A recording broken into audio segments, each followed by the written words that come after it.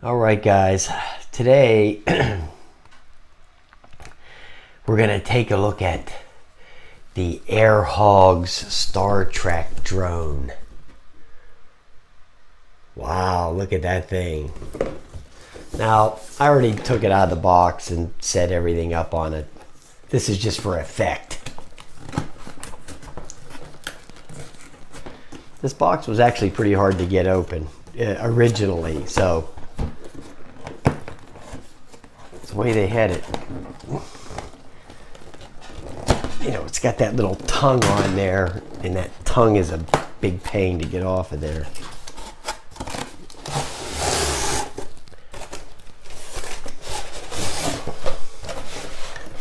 Now I will say that this thing looks pretty cool.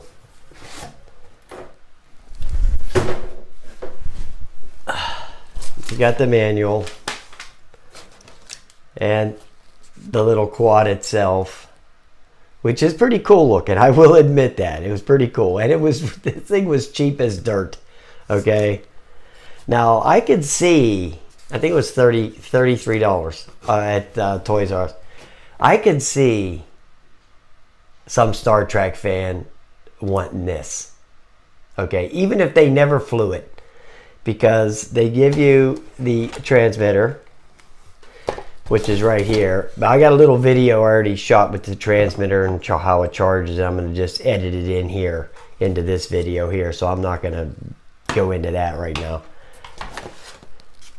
But the quad is it's pretty nice actually, and for $33, I mean, how are you going to go wrong? I guarantee you this thing doesn't fly well. Okay, I can just tell that it's not going to fly well because of the weight, the inertia on the front of the thing. It's not balanced at all. There's no balance whatsoever on this thing. You know, it's totally front heavy. So I'm not expecting it to fly well at all. They give you a charging cable with it. You know, you just plug it into a USB deal. You know, plug it into your computer, and the charging port is on the back, and so is the power switch is on the back or on the bottom. Okay, and this is all made out of styrofoam, like the Bebop or something, one of the Parrot AR type styrofoam, real lightweight stuff there. But they do give you this neat little stand with it, and this is where the collectors, you know, they'll buy it. I guarantee you a bunch of people have bought this thing and probably never flown it, because it does look cool. I mean, it looks neat. And you could just set it right there like that on the stand. See, and you could probably take it off from the stand too, you know. I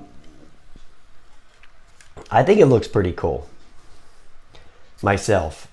But so I guarantee you they sold a crap load of these things. I guarantee it. This thing probably sold like crazy, okay? Because it has Star Trek on it. And, you know, if I had a Sharpie and there was a piece of dog crap laying over there and I wrote Star Trek on it, somebody would buy it, okay? That's how fanatical these Star Trek people are. And you turn it on and the lights flash like that. Then you would turn on the transmitter and bind it up. It's the, you know, the regular, the regular deal, the up and down to bind and all that. And this doesn't have any features on it like altitude hold or return to China or any of that stuff on there. So that's not what you're buying this for. You're buying this for, you know, you're a Star Trek person and you want to set this on your nightstand or whatever, because it is cool looking. It looks cool. All right, guys, I'm going to edit that little video in here real quick, and then I'm going to take it out in the back. I'm not going up to the park with this thing. I'll just take it out over by the car wash and flip it around a little bit. I'm not expecting a lot, trust me. I mean, they don't give you any spare props with it because you don't need them, because you got this big cage here. But at least they left the bottom of it open where the thrust could exhaust out of without any hindrance, unlike that Mini Ready, which, you know, that piece of dog crap, there was nowhere for the thrust to go, so that's why that thing flew like crap. Besides, it was a piece of junk anyway, so it doesn't matter. Yeah, they don't give you anything extra with this. It's just this, the stand, and the transmitter, and the cable. That's it. But, you know, $30. But like I said, I'm not expecting it to fly good. So maybe we'll go out in the back and be surprised. All right, guys, I'll go out there and fly it, and we'll put the video in.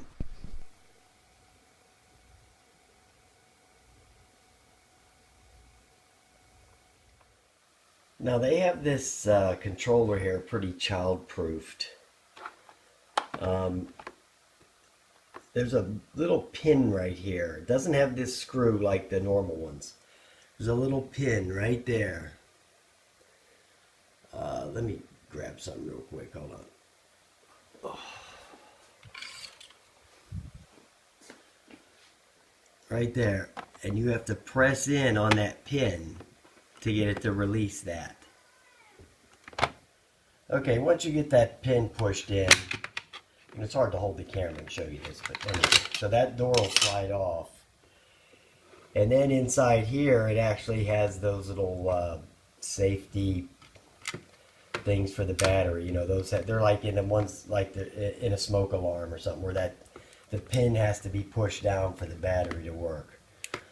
So they're basically doing everything they can for you not to let your kid play with it. Okay, so they're child-proofing the hell out of it. So you buy it for your kid, and he'll bug you to death to do all this other crap to get it going.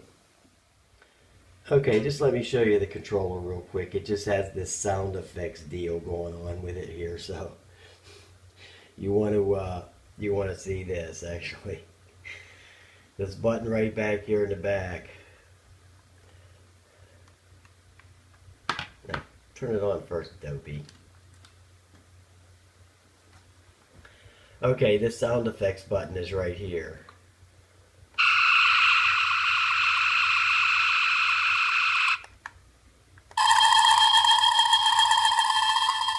I'll run through some of the sound effects for you.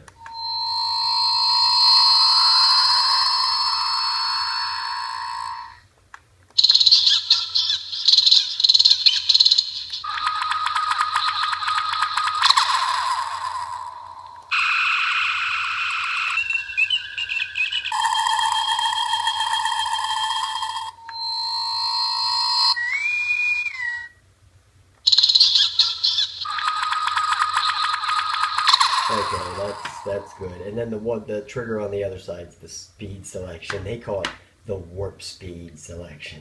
Okay. All right, guys. We're out here with the Star Trek.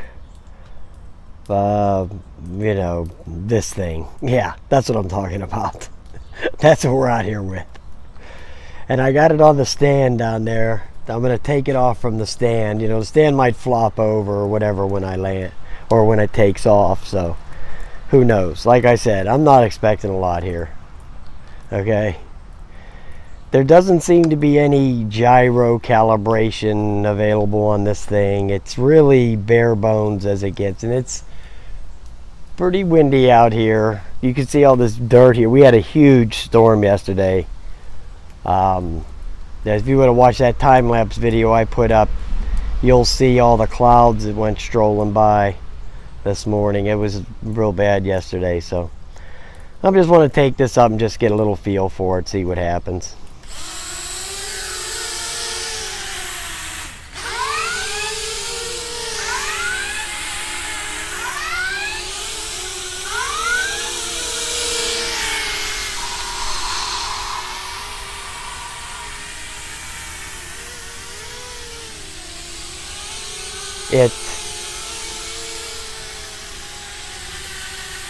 I'm just trying to get it to sit still, to be honest with you.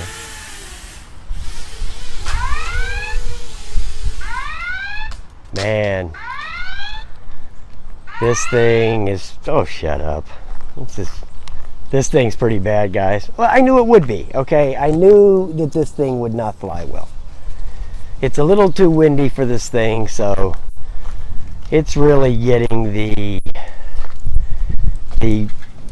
as bad as it gets conditions for flying something like this, because it's just got too much frame here to for any kind of wind. You just knew the wind was going to take this thing the minute you look at it.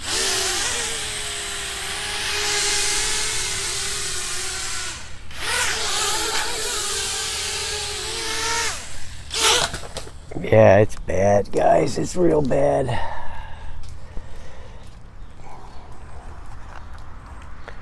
The sticks are really not responsive at all.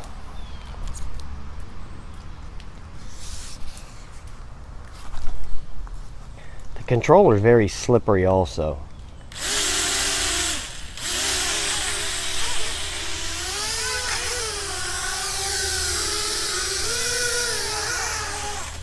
Man, this is truly a candidate for the car tire. I can tell you that right now.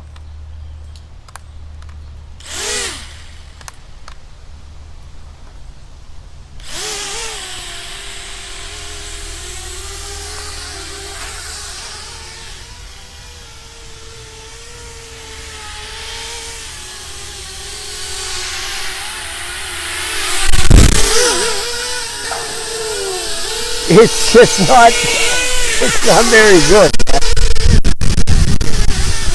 Well, you could hold it in your hand and fly it.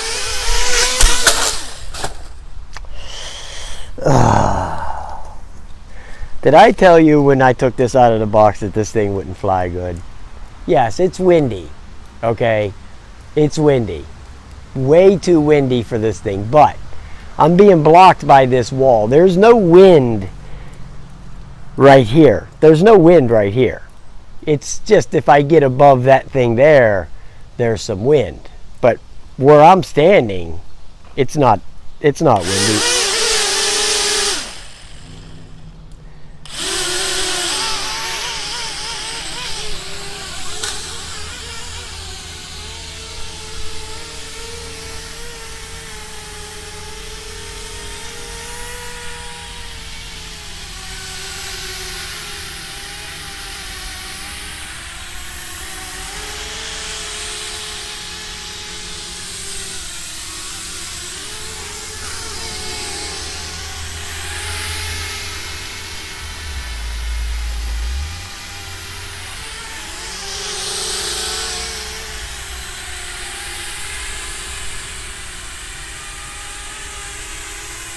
You know, like I said, this is a collector toy. This thing isn't actually, it doesn't really have a purpose for flying because it's just so front heavy and so bad in wind.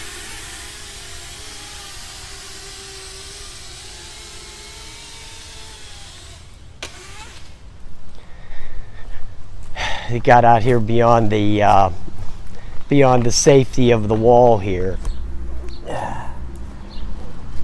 It just doesn't, the handling is abominable. Now one of the props got caught up in the shield there. It's bad, dude. It's bad.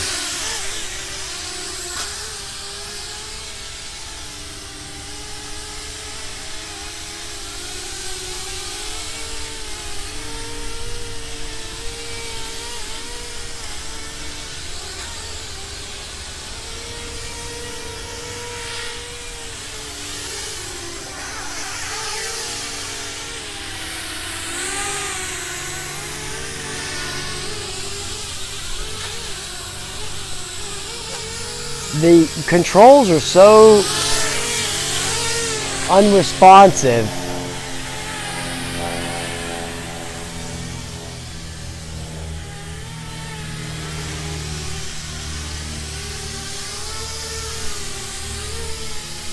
Believe me, I'm doing everything I can just to hold this thing from crashing. it's a crash machine. It's great for crashing. If you like to like crash into stuff, this is great for that.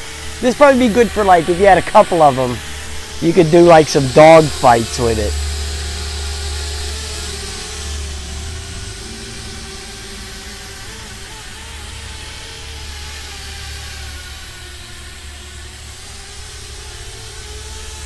It's not maneuverable in the least. And there's hardly any good pitch on it, so you can't, like when I'm going full pitch left there, and it's very hard to get it to respond. Here, hit me in the leg. Let me just shut it off first. Yeah, it's very unresponsive. And I have it in the high rate. It has a couple of rates to it, so, and it's in the high rate.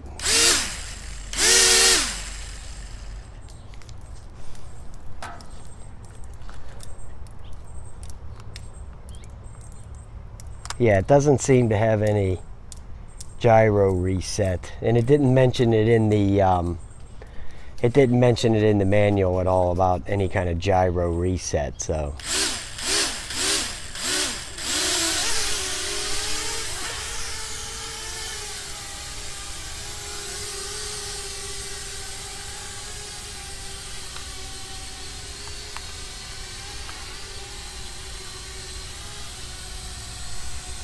I'm holding the thing here full pitch to the left, and it just doesn't want to respond. There it goes, finally. Yeah, controller here, before it pokes my eye out, I gotta whack it there.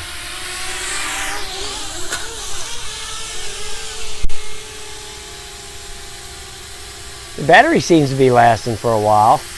This is a, I don't even think your kids would like this, guys. I mean, as a collector's item, it's really nice, but as a drone, as a flying toy, forget about it, okay? But put it on your nightstand.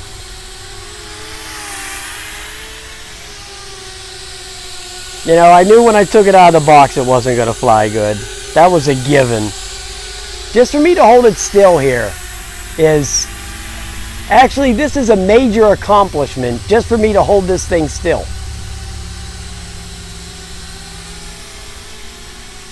You see the pitch on it is almost nil. It's very slow to go left or right.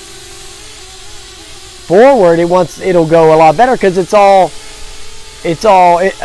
weight is all to the front.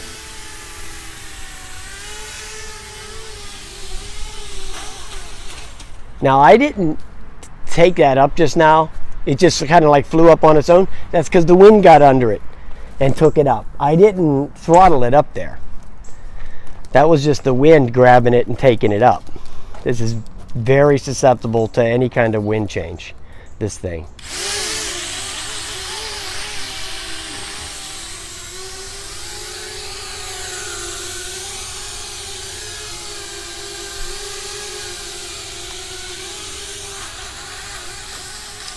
I think the battery's gone.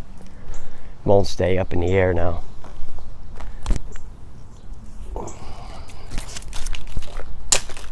that's good. It ain't gonna hurt it none. It's indestructible. This thing is, you can't possibly break this.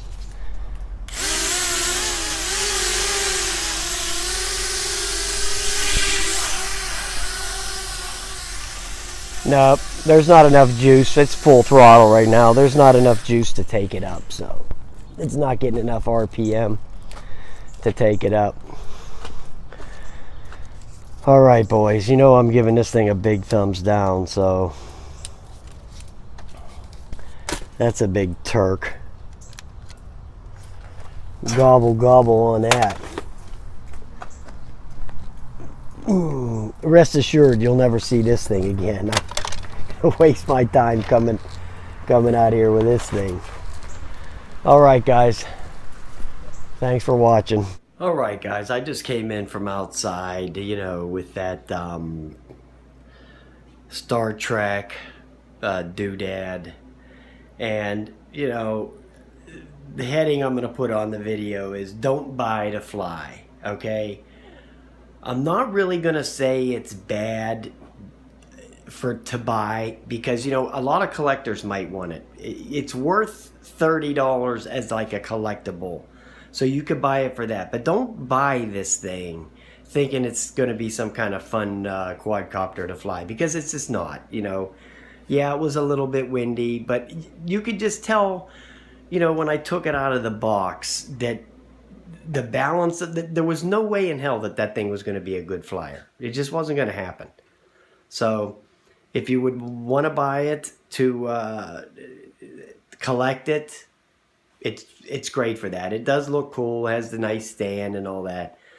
But to buy it as a quadcopter, that's not happening. Okay. All right, guys. Thanks for watching.